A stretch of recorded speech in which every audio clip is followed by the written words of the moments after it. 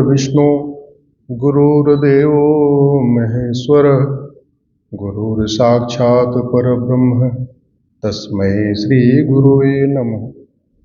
सबसे पहले गुरुदेव को प्रणाम करता हूँ। मंच पर उपस्थित सबको प्रणाम करता हूँ। सामने बैठे जो हमसे श्रेष्ठ हैं, ज्येष्ठ हैं, सबको प्रणाम करता हूँ। जो हमसे छोटे हैं उनको अपना स्नेह भेंट करता हूँ। समय थोड़ा सा है, इसलिए थोड़ा फास्ट मोड में बात करेंगे। 2024 का आज मेरा ये 79वां कार्यक्रम है। 2023 में मैं 115 जिलों में गया था। 2022 में 90 जिलों में गया था। 2023 में एक संडे अपने घर में था क्योंकि 12 नवंबर को दिवाली थी। 2024 का भी वो संडे आया नहीं कि मैं अपने घर में रह पाऊँ। Monday to Friday Supreme Court, Saturday Sunday बाहर। सीधे यहाँ से सुप्रीम कोर्ट फ्राइडे सुबह अपनी बैग लेके निकलते हैं, बाहर चले जाते हैं और मंडे को सुबह सुप्रीम कोर्ट पहुँचते हैं, फिर मंडे की शाम को अपने घर में पहुँचते हैं। यही दिनचर्या हो चुकी है। मेरे साथ जोर से बोलिए, धर्म की अधर्म का प्राणियों में विश्व का। मेरा व्यक्तिगत ये मानना है कि धर्म की जय करने से अधर्म का नाश नहीं होता, अधर्म का नाश करने से धर्म की जय होती है। और जितने भगवान विष्णु ने अवतार लिए उन्होंने अधर्म का नाश करने के लिए लिया। भगवान परशुराम जी का अवतार अधर्म के नाश के लिए हुआ। भगवान श्री राम का अवतार अधर्म के नाश के लिए हुआ। भगवान कृष्ण का अवतार अधर्म के नाश के लिए हुआ। और अधर्म के नाश के लिए हमारे यहाँ पहले व्यवस्था भी थी। 4 वर्ण हुआ करते थे, ब्राह्मण, क्षत्रिय, वैश्य और दलित। ब्राह्मण का कार्य था धर्म की जय करना, क्षत्रिय का कार्य था अधर्म का नाश करना, बाकी दोनों प्राणियों में सद्भावना और भारत का कल्याण करना, ऐसे करके करते थे। तो धर्म की जय तो हो रही है, आज भी हो रही है। शिक्षक कर रहे हैं, हमारे गुरुदेव कर रहे हैं। ऐसे भारत में बहुत सारे कथावाचक हैं, महामंडलेश्वर हैं, आदरणीय शंकराचार्य जी हैं, सब लोग धर्म की जय कर रहे हैं। तो ब्राह्मण वाला कार्य पूरा चल रहा है, लेकिन क्षत्रिय वाला कार्य नहीं हो पा रहा है। आज की डेट में क्षत्रिय कौन है? आज की डेट में क्षत्रिय है कप्तान, कलेक्टर, थानेदार, हवलदार, तहसीलदार, पेशकार। इनका क्या काम है? अधर्म का। किसी का काम है अवैध निर्माण रुकवाना, किसी का काम है धर्मांतरण रुकवाना, किसी का काम है घुसपैठ रुकवाना, किसी का कुछ काम है। अगर आप ध्यान से देखिए तो आज की डेट में अधर्म का नाश करने के लिए जो पहले क्षत्रिय किया करते थे, उसके लिए हमारे पास पुलिस व्यवस्था है, न्यायिक व्यवस्था है, प्रशासनिक व्यवस्था है, वो व्यवस्था है। और इसके बावजूद अगर अधर्म बढ़ रहा है, इसका मतलब कहीं ना कहीं हमारी न्यायिक व्यवस्था, पुलिस व्यवस्था, प्रशासनिक व्यवस्था फेल हो चुकी है। हम लोग एक झूठी बात सुनते रहते हैं, कुछ बात है कि हस्ती मिटती नहीं हमारी, ऐसे सुनते रहते हैं बार बार। जबकि हमारी हस्ती भी मिटती गई, हमारी बस्ती भी मिटती गई। मैं आपको कुछ आंकड़े बताता हूं। 6वीं शताब्दी में क्या हुआ आपको पता है? 7वीं शताब्दी में हमारी जनसंख्या 40 करोड़ थी। जनसंख्या हमेशा बढ़ती है, घटती कभी नहीं।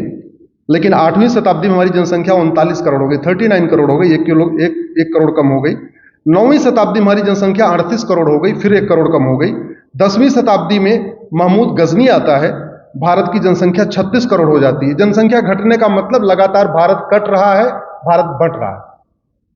10वीं शताब्दी में गजनी के बाद जनसंख्या 36 करोड़ होती है। 11वीं शताब्दी में फिर 3 करोड़ कम हो जाती है, यानी फिर भारत बटा, फिर भारत घटा, 33 करोड़ हो जाती है।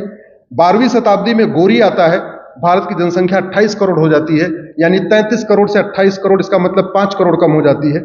13वीं शताब्दी में 23 करोड़ रहती है और 14वीं शताब्दी में फिर 18 करोड़ हो जाती है, 5 करोड़ फिर से कम हो जाती है। यानी भारत लगातार बढ़ रहा है, भारत लगातार घट रहा है, भारत की हस्ती भी मिट रही है, भारत की बस्ती भी मिट रही है। 15वीं शताब्दी में बाबर आता है, उस समय भारत की जनसंख्या 13 करोड़ हो चुकी होती है लगातार। तो कुल मिलाकर अगर आप देखिए 17वीं शताब्दी में भारत 14 करोड़ था और ईसा से 200 साल पहले भी भारत जब मौर्य एम्पायर था उस समय भारत की जनसंख्या 14 करोड़ थी। इसका मतलब ये हुआ 1900 वर्षों तक भारत की जनसंख्या बढ़ी नहीं। इसका दूसरा मतलब ये हुआ 1900 वर्षों तक भारत मौर्य के बाद भारत बढ़ता रहा, भारत घटता रहा और संख्या कम होती चली गई। 1900 साल तक, ईसा से 200 साल पहले भी भारत की जनसंख्या 14 करोड़ थी और 17वीं शताब्दी में भारत जनसंख्या 200 करोड़ थी। स्थिति यह है, मेरी पीआईएल चल रही है कि भारत के 9 राज्यों में हिंदू खत्म हो चुके हैं। 28 राज्य हैं, 8 केंद्र शासित प्रदेश हैं, टोटल हो गए 36। 36 में से 9 राज्यों में हिंदू खत्म हो चुके हैं। मेरी पीआईएल है ऑलरेडी, अगर आप गूगल करेंगे हिंदू माइनॉरिटी करके। अगर डिस्ट्रिक्ट वाइज देखें तो 800 जिलों में से 200 जिलों में हिंदू खत्म हो चुके हैं, यानी 25% जिलों में हिंदू खत्म हो चुके हैं। तहसील के हिसाब से देखें तो 6000 तहसील भारत में, उसमें से 1500 तहसील में हिंदू खत्म हो चुके हैं, यानी लगभग 25% तहसीलों में हिंदू खत्म हो चुके हैं। बॉर्डर पे हमारे 300 तहसीलें हैं टोटल। आप चाहे वो राजस्थान का बॉर्डर, चाहे गुजरात का बॉर्डर, चाहे महाराष्ट्र का बॉर्डर या पाकिस्तान बॉर्डर, बांग्लादेश बॉर्डर पे 300 तहसीलें हैं। उसमें 300 की डेमोग्राफी बदल चुकी है, यानी 100% बॉर्डर की तहसीलों की डेमोग्राफी बदल चुकी है। आते हैं महाराष्ट्र में मैं इस पर रिसर्च कर रहा था कि 1999 की वोटर लिस्ट और 2024 की वोटर लिस्ट, जनसंख्या तो जो काउंटिंग होती 10 साल के बाद होती गुरुदेव, लेकिन वोटर लिस्ट हर चुनाव के पहले अपडेट की जाती है। तो मैंने 1999 में जो लोकसभा चुनाव हुआ, आप यहां आने के पहले मैं उस पर रिसर्च कर रहा था कि महाराष्ट्र में क्या हुआ। तो 1999 में जो अटल जी के समय चुनाव हुआ और 2024 में जो अभी मोदी जी के समय चुनाव हुआ, टोटल हो गए 25 साल। इस 25 साल में आपके अहमदनगर, अकोला, अमरावती, औरंगाबाद, बीड, भंडारा, बुल्हाना, चंदपुर, धुले, गढ़चिरौड़ी, हिंगोली, जलगांव, जालना, कोल्हापुर, लातूर, मुंबई, नागपुर, नांदेड़, नंदुरबार, नासिक, उस्मानाबाद, पालघर, परभणी, पुणे, रायगढ़, रत्नागिरी, सांगली, सतारा, सिंधुदुर्ग, सोलापुर, थाने, वर्धा, वाशिम और यवतमाल। इवन सबसे जो कम चांसेस था कि पूना की डेमोग्राफी नहीं बदली होगी, लेकिन पूना की भी डेमोग्राफी बदल चुकी है। ये जो आंकड़े मैं बता रहा हूं सार्वजनिक आंकड़े हैं, आप कहीं पे भी इलेक्शन कमीशन पे जाइए, अपने लोकसभा की 1999 की वोटर लिस्ट उठा लीजिए, 2024 की वोटर लिस्ट उठा लीजिए, 25 साल में कितना अंतर हुआ है ये क्लियर हो जाएगा। जनसंख्या विस्फोट का 3 कारण है, घुसपैठ, धर्मांतरण। जो डेमोग्राफी बदलने का 3 कारण है, घुसपैठ, धर्मांतरण और जनसंख्या विस्फोट। घुसपैठ में मेरी पीआईएल चल रही है, धर्मांतरण पे मेरी पीआईएल चल रही है, जनसंख्या नियंत्रण पे पीआईएल चल रही है। घुसपैठ में मैंने पीआईएल 2017 में फाइल किया था। उस समय मैंने एफिडेविट फाइल करके बताया था सुप्रीम कोर्ट में कि 5 करोड़ घुसपैठिए उस समय आ चुके थे 2017 में। अब तो जनसंख्या इनकी लगभग 5.5 करोड़ हो चुकी है। दूसरा जो बड़ा कारण है डेमोग्राफी बदलने का, वो है धर्मांतरण। धर्मांतरण बहुत तेजी के साथ हो रहा है। ऐसा कोई राज्य नहीं है जहां धर्मांतरण नहीं हो रहा है। उसका भी मूल कारण है हमारा कानून घटिया है, न्यायिक व्यवस्था हमारी सड़ चुकी है। हमारे माननीय जजों को धर्म और रिलीजन के बीच में अंतर ही नहीं पता है। उनको लगता है सारे रिलीजन एक समान होते हैं, जबकि ये बहुत बड़ा झूठ है। उनको लगता है धर्म और रिलीजन एक ही जैसा है, ये भी सबसे बड़ा मिथ है। मेरी भी लेटेस्ट एक पीआईएल हुई है गुरुदेव, जिसमें मैंने कहा है धर्म अलग होता है, रिलीजन अलग होता है, और उस पर कोर्ट ने सरकार को कहा है कि आप 3 महीने के अंदर डिसाइड करो कि धर्म क्या है, रिलीजन क्या है। मैंने उसमें 20 अंतर बताए हैं, धर्म और रिलीजन में अंतर क्या क्या होता है। मोटा मोटा आपको बता देता हूं, धर्म जोड़ता है और रिलीजन तोड़ता है। धर्म वसुधैव कुटुंबकम सिखाता है, धर्म नारी तू नारायणी सिखाता है, धर्म सर्वमंगल मांगल्य सिखाता है, धर्म सर्वे भवन सुखने सिखाता है, धर्म यत्र नास्ति पूज्यते रमन्ते तत्र देवता सिखाता है, धर्म समता समानता समरसता सिखाता है। संविधान में जो कुछ लिखा है वो धर्म सिखाता है। Equality, justice, liberty, fraternity, unity, national integration, ये धर्म सिखाता है। बोलने की आजादी आपको धर्म देता है, शास्त्रार्थ की आजादी आपको धर्म देता है। आप हिंदू धर्म की किताबों पे शास्त्रार्थ कर सकते हैं, मजहबी किताबों के ऊपर आप शास्त्रार्थ करेंगे तो आपका गला काट दिया जाएगा। सबसे बड़ा डिफरेंस धर्म और रिलीजन में ये है। आर्टिकल 14 कहता है equality before law, equal protection of law, सबको इक्वल प्रोटेक्शन होना चाहिए, ये धर्म सिखाता है। आर्टिकल 15 कहता है किसी से भेदभाव नहीं करना, ये धर्म सिखाता है। रिलीजन तो कहता है भेदभाव करो। संविधान कहता है सब एक समान है, धर्म कहता है सब एक समान है, मजहब कहता है सब एक समान नहीं है। जो हमको मानता है वो पाक, जो नहीं मानता वो नापाक। जो हमको मानता है वो बिलीवर, जो नहीं मानता नॉन बिलीवर। तो ये धर्म और रिलीजन के बहुत बेसिक डिफरेंसेस हैं। लेकिन दुर्भाग्यवश चूंकि हमारे माननीय सुप्रीम कोर्ट के जजों की पढ़ाई भी पूरी कॉन्वेंट में हुई है, ना उन्होंने ठीक से भगवत गीता पढ़ा, ना बाइबल पढ़ा, ना कुरान पढ़ा, तो उनको बता दिया गया मजहब नहीं सिखाता आपस में बैर रखना, और वही वो सुन के फैसला देते जा रहे हैं। सच्चाई ये है, मजहब ही सिखाता है आपस में बैर रखना। पूरी दुनिया में जो लड़ाई है वो मजहब की है, धर्म की नहीं है। पूरी दुनिया में जितने वार हो रहे हैं वो मजहबी वार हो रहे हैं। बाबर, हुमायूं, तुगलक, गजनी, गोरी यहां धर्म युद्ध करने नहीं आए थे, वो मजहबी वार करने आए थे। धर्म युद्ध केवल 5,500 साल पहले हुआ था, भगवान कृष्ण ने करवाया था, जो कुरुक्षेत्र में हुआ था वो धर्म युद्ध था। उसके बाद लगातार मजहबी वार चल रहा है ये। लेकिन बड़े दुख की बात है कि हमारे माननीय सांसदों, विधायकों, मंत्रियों को जो संविधान की शपथ लेते हैं, जिनकी ड्यूटी है संविधान को सुरक्षित करना, उनको इसका डिफरेंस नहीं पता है। और एक बात आपको बता दूं, ये संविधान तब तक है जब तक भारत में हिंदू बहुसंख्यक हैं।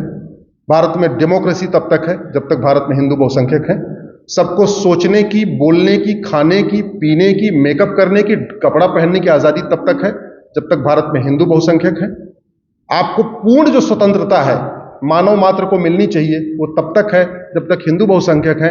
क्योंकि अभी कुछ ही दिन पहले पाकिस्तान की सुप्रीम कोर्ट ने कोई ऑर्डर पास नहीं किया था, केवल इतना कहा था कि पाकिस्तान में रहने वाले सभी लोगों को फ्रीडम ऑफ रिलीजन है। पाकिस्तान की सुप्रीम कोर्ट को तोड़फोड़ दिया, बाउंड्री तोड़ दिया। जज अपने अपने चैम्बर में दुबक के बैठ गए, सेना बुलानी पड़ी, तब जाके उनकी जान बची है। भारत का सुप्रीम कोर्ट बार बार कहता रहता है सबको फ्रीडम ऑफ रिलीजन है। आज तक सुप्रीम कोर्ट पे हमला हुआ क्या? नहीं हुआ। पाकिस्तान में भी कुछ ही दिन पहले पाकिस्तान ने जज ने वही बात कह दिया जो भारत के जज कहते हैं, और हमला हो गया, सेना बुलानी पड़ी। This is the difference between धर्म एंड रिलीजन। धर्मांतरण, अब समाधान पे आते हैं। सबसे पहले तो हम बात करते हैं कि हम स्वतंत्र हैं। हमारे देश के बलिदानियों ने भारत को स्वतंत्र बनाने के लिए ही आंदोलन किया। काला पानी हुआ, वीर सावरकर जी को काला पानी हुआ, ऐसे अनेक लाल, बाल, पाल सबको अलग अलग तरीके से प्रताड़ित किया गया। सवाल यह है कि क्या हम स्वतंत्र हैं? क्या स्वतंत्र दो शब्दों से मिलकर बना है। इंडिपेंडेंस को हम स्वतंत्र कहते हैं, वो दो शब्दों से मिलकर बना है। स्वतंत्र, स्व मतलब अपना, तंत्र मतलब सिस्टम। इसको अंग्रेजी में कहेंगे सेल्फ सिस्टम। यानी जो सिस्टम होना चाहिए किसका होना चाहिए? हमारा, भारत का होना चाहिए। मैं आपसे पूछता हूं, आप खुद कल्पना करिएगा कौन सा सिस्टम हमारा है। एजुकेशन सिस्टम गुलामी वाला चल रहा है, पुलिस सिस्टम गुलामी वाला चल रहा है, जुडिशियल सिस्टम गुलामी वाला चल रहा है, एडमिनिस्ट्रेटिव सिस्टम गुलामी वाला चल रहा है, एविडेंस सिस्टम गुलामी वाला चल रहा है, टैक्स सिस्टम गुलामी वाला चल रहा है, हेल्थ केयर सिस्टम गुलामी वाला चल रहा है, संस्कृति कल्चरल सिस्टम गुलामी वाला चल रहा है, और अब तो आजकल तो फैमिली में भी विदेशी सिस्टम आ चुका है। हमारी भारत की कुटुंब व्यवस्था भी कमजोर होती जा रही है। इलेक्शन सिस्टम गुलामी वाला चल रहा है, लेजिस्लेटिव सिस्टम गुलामी वाला चल रहा है। तो ये 15 अगस्त को हम मनाते हैं स्वतंत्रता दिवस। कितने स्वतंत्र हैं कल्पना आप खुद कर लीजिए। 26 जनवरी को हम मनाते हैं गणतंत्र दिवस। गणतंत्र का मतलब, भारत चूंकि 1947 में स्वतंत्र हो गया, तो इसलिए भारत के संविधान में स्वतंत्रता शब्द कहीं लिखा ही नहीं, इंडिपेंडेंस कहीं लिखा ही नहीं है। भारत के संविधान के प्रियम्बल में लिखा है sovereign, we are a sovereign country. संविधान बन गया, संविधान निर्माताओं का लक्ष्य क्या था? भारत को एक संप्रभु राष्ट्र बनाना, सोवरिन कंट्री बनाना। संप्रभुता का मतलब यह होता है, न गुलामी का नाम होना चाहिए, न गुलामी का निशान होना चाहिए, न गुलामी की कुरीतियां होनी चाहिए, न गुलामी की कुप्रथाएं होनी चाहिए, न गुलामी की शिक्षा व्यवस्था होनी चाहिए, न गुलामी की चिकित्सा व्यवस्था होनी चाहिए, न गुलामी की पुलिस व्यवस्था, न गुलामी की न्यायिक व्यवस्था। दुर्भाग्यवश सब कुछ गुलामी का चल रहा है। बाकी तो छोड़िए, आप जहाज पे बैठिएगा तो देखिएगा आपको जहाज पे वीटी लिखा हुआ मिलेगा, वीटी। मेरी पीआईएल चल रही है, गूगल करिएगा वीटी अश्विनी उपाध्याय। वीटी का मतलब होता है विक्टोरिया टेरिटरी। कुछ काम समय से हो जाते हैं तो आसान होता है गुरुदेव, लेकिन लेट होने पे उनको करना मुश्किल हो जाता है। जैसे आर्टिकल 370 लगाना बड़ा आसान था, लेकिन उसने कितना नुकसान किया, कितनी हमारे सेना के बहन भाई मारे गए, कितनी बहन बेटियां हमारी विधवा हो गई, और हटाना कितना मुश्किल हो गया। वीटी, जब हम आजाद हुए, अगर उस समय वीटी हटाते तो हमारे पास 100 जहाज थे, तो क्या करना पड़ता? 100 जहाजों की पेंटिंग बदलवानी पड़ती, 100 जहाज को पेंट करना पड़ता, जहां वीटी लिखा था उस पर एक नया स्टिकर लगाना पड़ता, या एक पूरी पेंटिंग करानी पड़ती। आज की डेट में 10,000 से ज्यादा जहाज हो चुके हैं। अब आज वीटी हटाना बहुत मुश्किल है, और बड़ी समस्या आ गई कि बीटी किसी, आज की डेट में बीटी मिल नहीं रहा है क्योंकि बीटी किसी और ने ले लिया। अब हम भारत टेरिटरी करना भी चाहे तो नहीं मिल रहा क्योंकि बीटी किसी और ने ले लिया। तो वीटी चलता जा रहा है, वीटी चलता जा रहा है। वीटी का मतलब होता है विक्टोरिया टेरिटरी। हमने नियम कानूनों को नहीं बदला तो नतीजा यह हुआ कि हमारे मठ मंदिर सरकार के कंट्रोल में है, हम उनको छुड़ा ही नहीं पाए। हम गुलामी के नाम हटा नहीं पाए, गुलामी के निशान नहीं हटा पाए। 1192 में कुतुबुद्दीन ऐबक ने जो कुतुब मीनार हमारे मंदिर तोड़ा उसको वापस ले नहीं पाए। 1305 में अलाउद्दीन खिलजी ने सरस्वती मंदिर तोड़ के भोजशाला बना दिया, हम आज तक नहीं ले पाए। 1373 में सिकंदर शाह ने शिव मंदिर तोड़ के अदीना मस्जिद बनाया, आज तक नहीं ले पाए। 1376 में तुगलक ने अटाला मंदिर तोड़ के अटाला मस्जिद बना दिया जौनपुर में, आज तक नहीं ले पाए। 1410 में खिलजी ने रुद्रमालय मंदिर तोड़ के जामी मस्जिद बना दिया। 1528 बाबर वाला तो हो गया, गुरुदेव गए थे वहां पे, गुरुदेव ने वो उसका बकायदा वो पूरा प्राण प्रतिष्ठा में अपना रहे वहां पे। 1552 में अहमद साद अब्दाली ने भद्रकाली मंदिर तोड़ के जामा मस्जिद बना दिया। 1669 में औरंगजेब ने काशी विश्वनाथ को तोड़ के ज्ञानवापी बना दिया।